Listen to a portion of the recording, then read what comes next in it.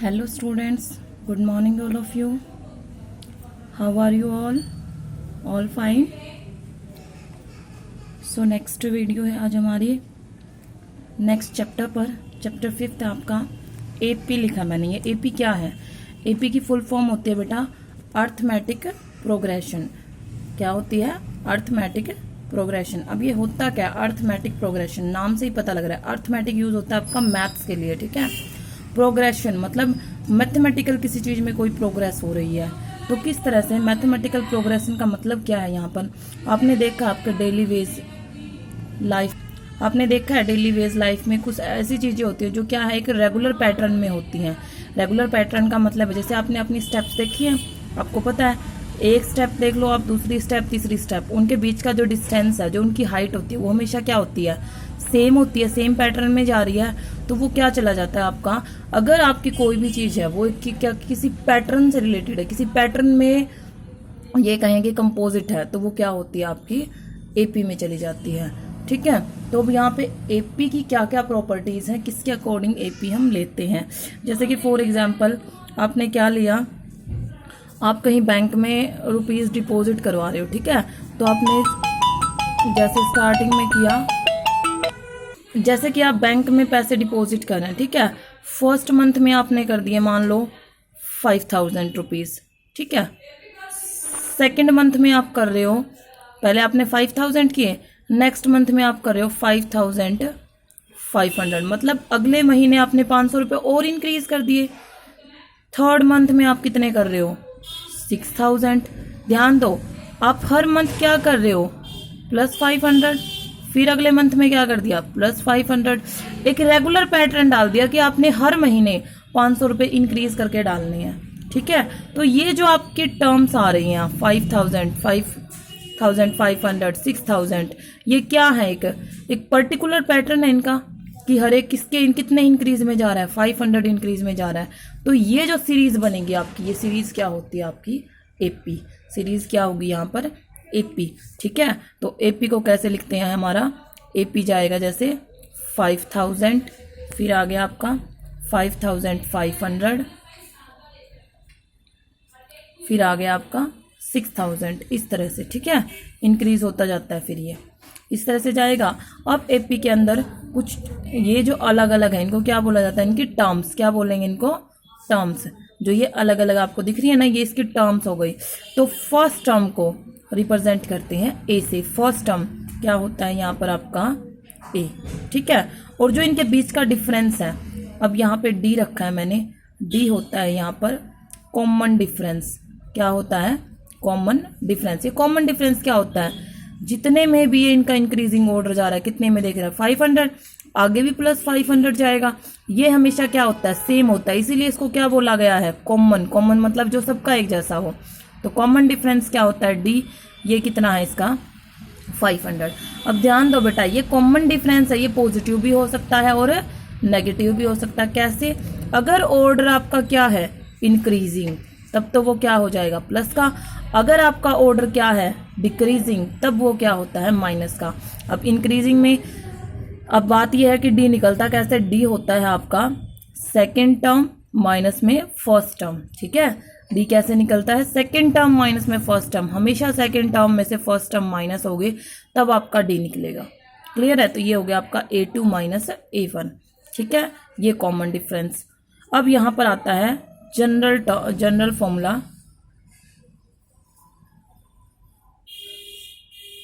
For nth term. nth term का मतलब होता है, जो जनरल फॉर्मूला होता है उसका मतलब होता है बेटा एक ऐसा फॉर्मूला क्रिएट कर देना जिसको हम उसके किसी भी टर्म्स के लिए रखें और हमारे पास वो टर्म आ जाए, सबके ऊपर लागू हो जो। तो nth टर्म का मतलब होता है इसकी कोई भी टर्म निकाल सकते हैं। nth का n में 1 रख दिया तो फर्स्ट टर्म, 2 रख दिया तो सेकेंड टर्म, 3 रख दिया तो थर्ड टर्म, 4 रख दिया तो फोर्थ टर्म। इस तरह से वो टर्म्स n में जो भी आप नंबर रखोगे वही टर्म आएगी। और इसका जनरल फॉर्मूला क्या होता है? a प्लस में n-1 इंटू डी। क्या होगा? a प्लस में n-1 इंटू डी। ये होता है इसका जनरल फॉर्मूला। क्लियर है? तो जब हम यहाँ पर मान लो A1 रखा, तो a प्लस में देखो 1-1 इंटू डी, तो क्या आ गया, ए ही आएगा, क्योंकि ये तो 0D, मतलब फर्स्ट टर्म इक्वल टू क्या होती है हमारी, ए के होती है। ए को हमने फर्स्ट टर्म ही लिखा था ना। इस तरह से जब हम A2 निकालते हैं तो A2 आ गया A प्लस में 2 - 1 into D, that is A plus D. ध्यान देना, फर्स्ट टर्म A तो अगली क्या आ गई, A प्लस डी। A3 और निकाल लो एक बार, एक A प्लस में 3 - 1 इंटू डी, तो क्या आ गया, ये A प्लस में 3 में से 1 गया 2D। ध्यान दो, हर बार A तो वही है सबका, ठीक है, हर बार एक D क्या हो रहा है, इंक्रीज हो रहा है, 0D, फिर D, एक D आ गया प्लस में, फिर डबल आ गया, फिर 3D आ जाएगा, फिर 4D आ जाएगा। तो इस तरह से आप क्या निकाल सकते हो, किसी भी AP की टर्म्स को फाइंड आउट कर सकते हो। तो AP की टर्म्स किस तरह से होती हैं, AP की टर्म्स होती है पहले A, then A plus D, then A plus 2D, then A plus 3D, ठीक है। इस तरह से हम AP की कितनी भी टर्म निकाल सकते हैं, क्लियर है। और nth फॉर्मूले में हम डायरेक्ट निकाल सकते हैं। मान लो पूछ लिया गया 10th टर्म, तो हमें ये सब निकालने की जरूरत नहीं है, सीधा हम क्या कर सकते हैं, 10th टर्म निकाल सकते हैं। क्लियर है यहाँ तक, ये था आपका AP का, ठीक है। अब देखते हैं AP से रिलेटेड क्वेश्चंस हैं, किस तरह के क्वेश्चन हमारे पास एक्सरसाइज में। यहाँ पे इसने AP की, यहाँ पर AP की इन्होंने यहाँ पे देखना डेफिनेशन दी है। क्या कहता है, arithmetic progression is a list of numbers in which each term is obtained by adding a fixed number two the preceding term. मतलब पिछली टर्म में जब हम अगर हम कोई फिक्स्ड नंबर क्या कर दें, ऐड कर दें, तब हमें क्या मिलती है, अगली टर्म्स मिलती हैं। Except the first term, first term को छोड़ के, फर्स्ट टर्म में कुछ नहीं ऐड होगा, सेकंड टर्म में फर्स्ट टर्म में फिक्स्ड नंबर ऐड होगा तो सेकंड मिल जाएगी, सेकंड में D ऐड करेंगे तो थर्ड मिल जाएगी, ठीक है। फिर कहता है this fixed number is called the common difference and it can be positive, negative और 0। ये पॉजिटिव भी हो सकता है, नेगेटिव भी हो सकता है और 0 भी हो सकता है, क्लियर है। उसके बाद फिर बात आती है यहाँ पे ये मैंने आपको बता दी है इसकी, तो general form of an AP बन जाएगी ये आपकी। जनरल फॉर्म भी मैंने आपको बता दी है AP की, देखो फिर हाँ, यहाँ पर एक चीज और आती है, फाइनाइट AP और infinite AP। Finite AP, infinite AP कैसे होती हैं, ध्यान देना। जैसे ये है, देखना 2, 4, 8, 16 इस तरह से दिया हुआ है और आगे डैश डैश लगा दिया, मतलब जो इन्फिनिटी तक जाती है वो कैसी हो गई, इनफाइनाइट AP। और जो किसी पॉइंट पर फिनिश हो जाए, मान लो 5 ही टर्म है, मान लो मैंने आपको दे दिया एक AP दिया है 2, 4, 6, 8 और 10 और यहाँ फुल स्टॉप लगा दिया, मतलब यही 5 टर्म है आपके AP में, तो ये कौन सी हो जाती है आपकी, फाइनाइट AP। कौन सी हो जाएगी, फाइनाइट। और जहां पर डैश डैश डैश डैश लगा हो मतलब इनफाइनाइट AP, ठीक है।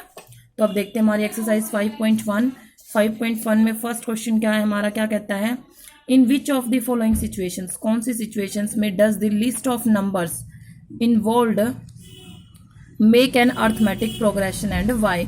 इनमें से कौन सी सिचुएशन ऐसी है जिसके अंदर जो नंबर्स हैं उनकी जो लिस्ट है वो क्या बनेगी, एक AP बनेगी, और ऐसा क्यों होगा। तो फर्स्ट देखते हैं, तो फर्स्ट पार्ट है हमारा, क्या कहता है, the taxi fare after each kilometre when the fair is ₹15 for the first kilometre and ₹8 for each additional kilometre, ठीक है। टैक्सी फेयर दे दिए इसने, फेयर आफ्टर ईच किलोमीटर, हर एक किलोमीटर के बाद चेंज हो रहे हैं, वो कैसे चेंज हो रहे हैं, when the fair is ₹15 for the first kilometre. तो क्या लिखोगे यहाँ पे, सबसे पहले करना कैसे, इसको देखना, taxi fare for first kilometre क्या है, ₹15, ठीक है। फिर टैक्सी फेयर फॉर सब्सिक्वेंट, अब सब्सिक्वेंट का मतलब होता है इस किलोमीटर से आगे के जितने भी हैं, पर किलोमीटर जरूर लिखना, ठीक है, क्योंकि ये पर किलोमीटर के लिए दिया इसने, क्या है, ₹8, ठीक है। तो अब यहां पर हमने चेक की, इसकी सीरीज बनाते हैं, series of fare for each kilometre, हर एक किलोमीटर के लिए। तो फर्स्ट किलोमीटर के लिए तो वो कितने पे करेगा, ₹15, ठीक है। फिर नेक्स्ट के लिए अब हमें पता है पहले किलोमीटर के तो ₹15 लग रहे हैं, और अगले किलोमीटर के लिए पर किलोमीटर कितना लग रहा है, 8। तो पहले किलोमीटर ₹15 देगा वो, दूसरे किलोमीटर 15 तो फर्स्ट के हो गए, दूसरे के कितने मिलेंगे देगा वो, 15 + 8 हो गया। फिर नेक्स्ट के लिए 15 + 8 + 8 ये देगा। फिर फोर्थ के लिए 15 + 8 + 8 + 8, इस तरह से देगा वो। तो क्या बन गया ये, ध्यान देना, 15, 15 प्लस 8 कितना जाएगा आपका 23, ये आ गया 16 और 21, फिर आ गया आपका 29, इस तरह से जाएगा ये।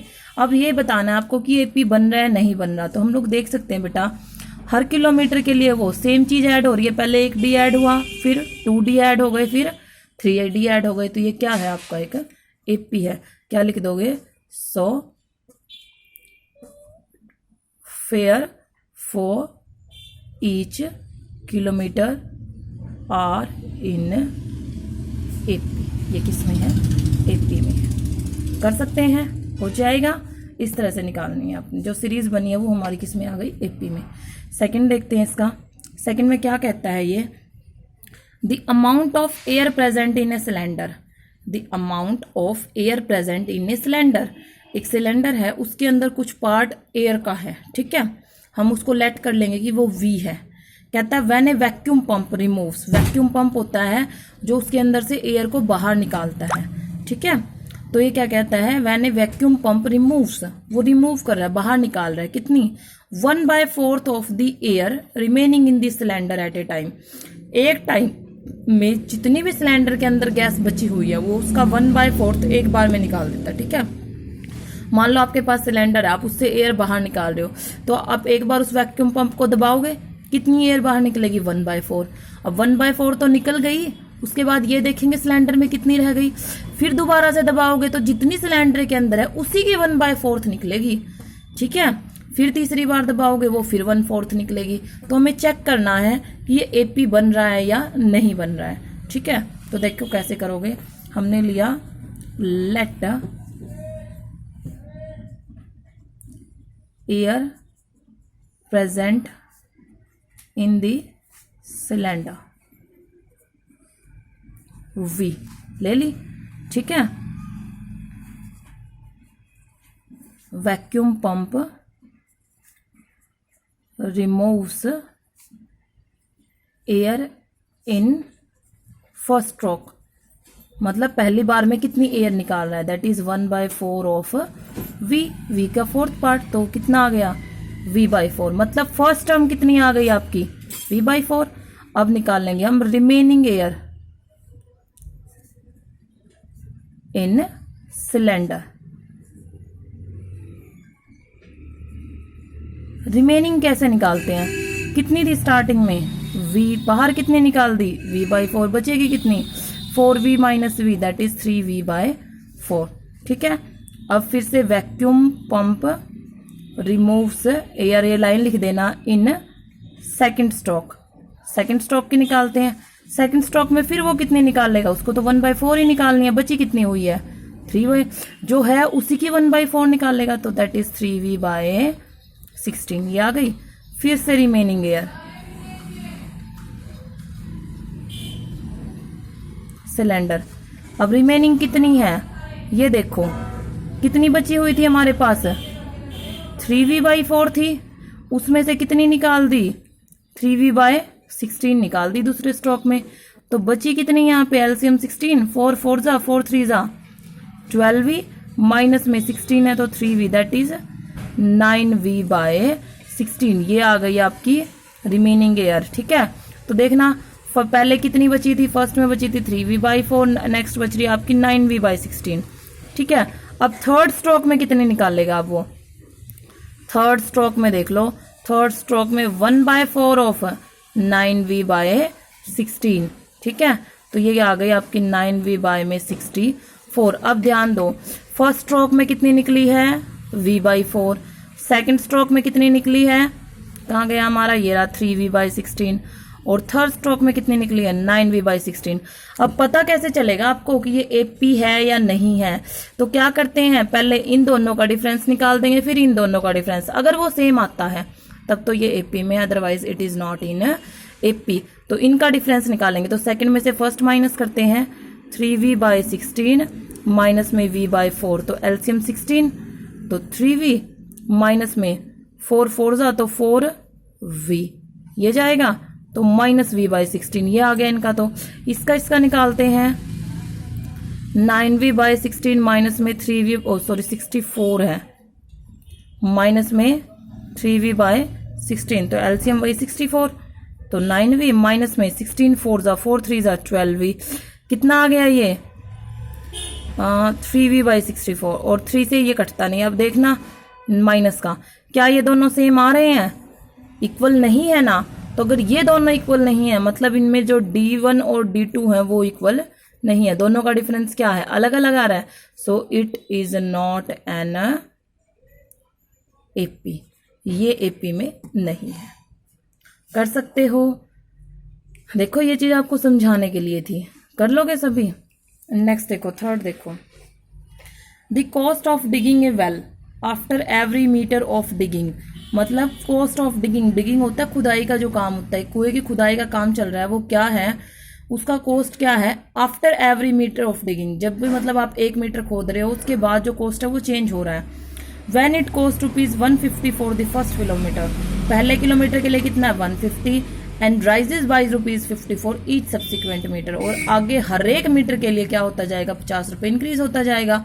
तो अब ध्यान दो, किसी डिजिट में कोई एक पर्टिकुलर पैटर्न से हो रहा है, ये +50 होता जा रहा है, पहले 150 है, फिर 200, फिर 250, फिर 300, फिर 350, फिर 400, मतलब सेम ही ऐड होता जा रहा है, तो ये क्या है आपका एपी है। जैसे हमने टैक्सी वाला किया था वैसे ही करोगे, सेम कर लोगे। फोर्थ है the amount of money in the account every year, amount का बताना है हमें, ये चीज देख क्या करोगे, किस में निकालना है आपको एपी, अमाउंट का निकालना है, किसका, money in the account every year, ठीक है। when ₹1000 is deposit at the compound interest at 8% पर annum। अब कंपाउंड इंटरेस्ट का अगर आपको फॉर्मूला याद है, पीछे क्लासेस में आप करके आए हो, क्या होता है कंपाउंड इंटरेस्ट के अंदर सीधा अमाउंट का फॉर्मूला होता है हमारे पास। अमाउंट का फॉर्मूला क्या होता है, प्रिंसिपल इंटू में 1 प्लस रेट बाय में 100 और उसकी पावर होती है टाइम, ठीक है। तो मैं आपको लाइंस वगैरह नहीं लिख रही क्योंकि वीडियो हमारी काफ़ी लेंथी जा रही है, मैं आगे भी काम करना है, मैं डायरेक्ट समझा रही हूँ आपको। तो amount for the first year निकालोगे आप, ठीक है। प्रिंसिपल कितना है, आप जितना डिपॉजिट कर रहे हो स्टार्टिंग में 10,000 इंटू में 1 प्लस आर कितना है 8 बाई में 100, एक ही साल के लिए निकाल रहे हैं तो पावर 1, तो 10,000 100 108 बाई में 100, ये गई कितना जाएगा 108,000 रुपीज़, 10,800, पहले साल उसको 10,800 रुपये मिलेंगे, ठीक है। फॉर द सेकेंड ईयर, अब एक चीज़ ध्यान दो ना बेटा, जो आपका कंपाउंड इंटरेस्ट होता है उसके अंदर क्या प्रोसेस होता है आपका, जैसे आपके फर्स्ट ईयर में मान लो आपने 500 रुपये डिपॉजिट करवा दिए, ठीक है।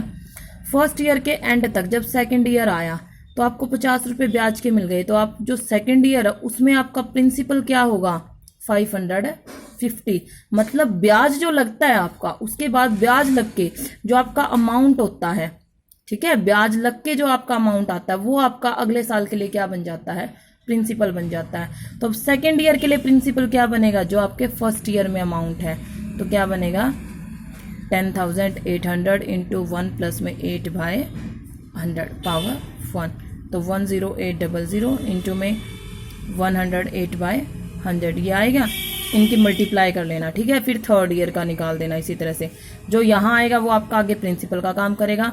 तीनों वैल्यूज मिल गए, तीनों अमाउंट मिल गए, फर्स्ट का अमाउंट, सेकंड का, थर्ड का अमाउंट।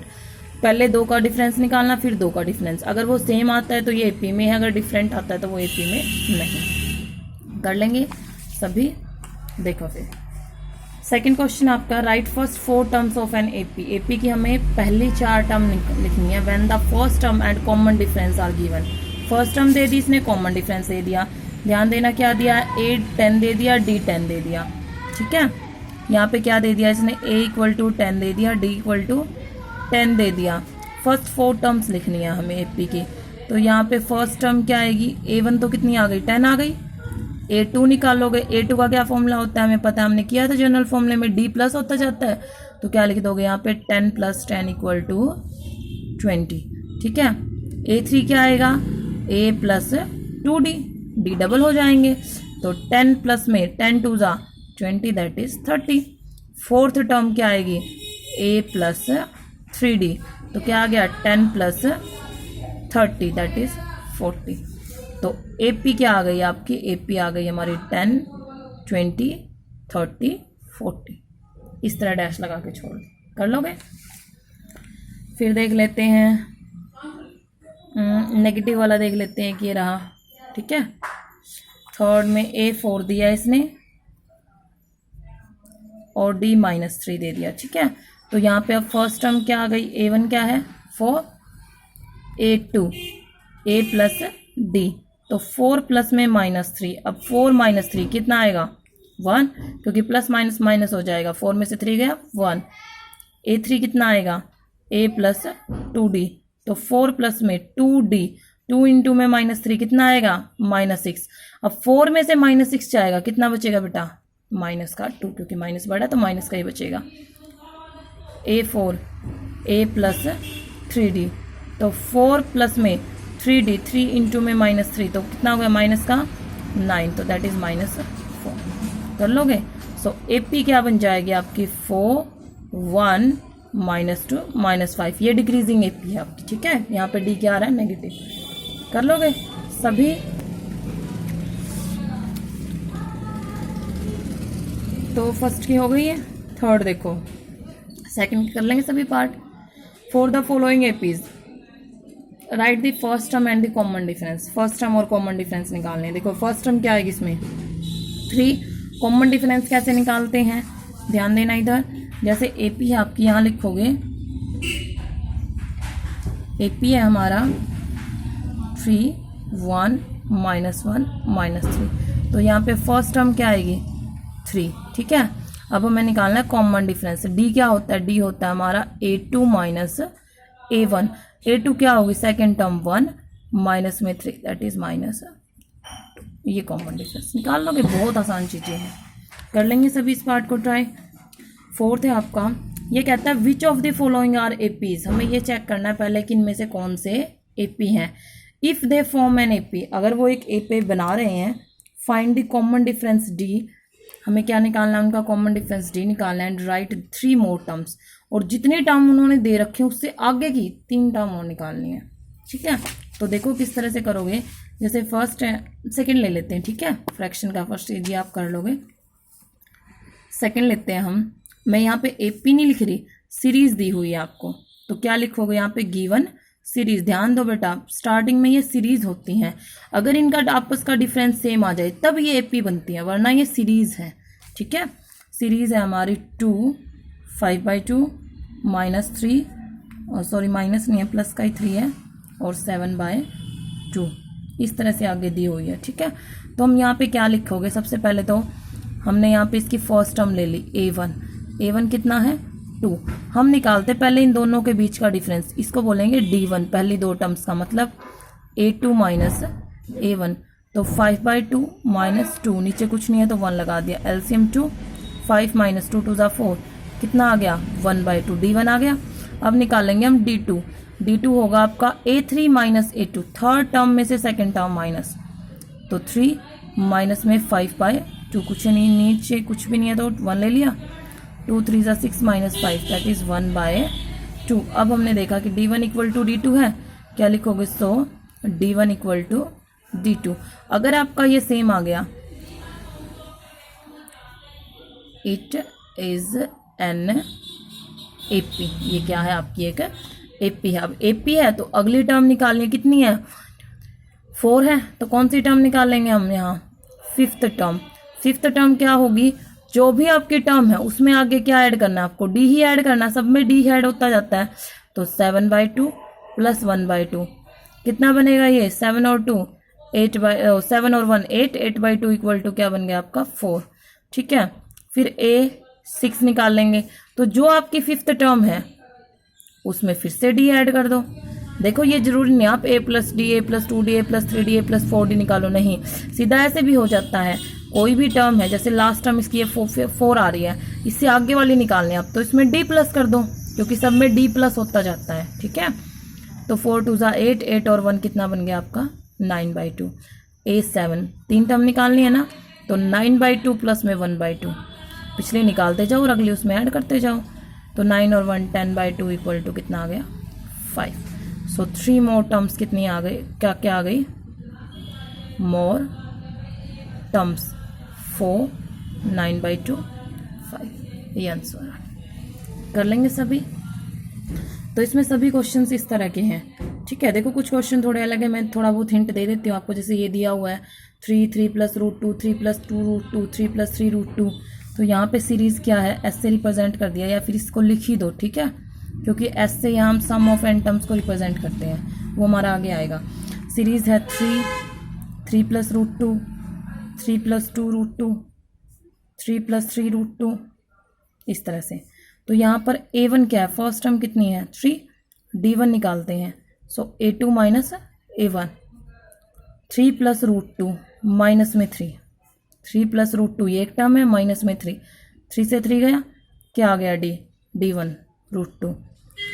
D2 निकालते हैं, 3 प्लस 2√2 माइनस में इसको करेंगे तो दोनों के साइन क्या हो जाएंगे, चेंज।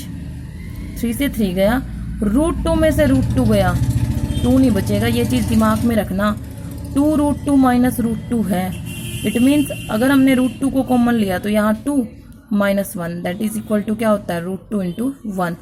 ध्यान देना बेटा, जो रूट की वैल्यूज होती हैं जब हम उनको प्लस माइनस करते हैं, पहली बात तो वो तभी प्लस माइनस होंगी जब उनके रूट के अंदर की वैल्यू क्या होगी, सेम होगी, ठीक है। अगर इनके रूट के अंदर की वैल्यू दोनों की सेम है तो ये हमारे जैसे हम सिंपल इंटीजर्स को प्लस माइनस करते हैं वैसे ही 2 में से 1 गया 1 बचेगा, 2 में 1 ऐड हो गया, मान लो ये है 2√2 प्लस √2, तो 2 और 1 कितना हो गया 3√2, ठीक है। सिंपल इंटीजर्स की तरह ही ऐड होंगे ये आपके, फिर क्लियर है। तो यहाँ भी डिफरेंस कितना आएगा √2, तो D1 इक्वल टू क्या आ गया D2, तो ये AP हो गया। अगर कहीं पे D1 इक्वल टू D2 ना आए तो क्या लिख दोगे, D1 is not equal to D2, so it is not an AP। अगर ना आए तो लिखना है, अगर आ जाए तो इट इज एन AP और अगली टर्म्स निकाल दो। कर लेंगे सभी। तो इस एक्सरसाइज को आपको कंप्लीट ही करना है बेटा, सभी क्वेश्चंस आप लोग खुद ट्राई करोगे। कहीं किसी क्वेश्चन में कोई भी प्रॉब्लम आती है तो आप लोग कॉल कर सकते हैं और मैसेज कर सकते हैं। Thank you.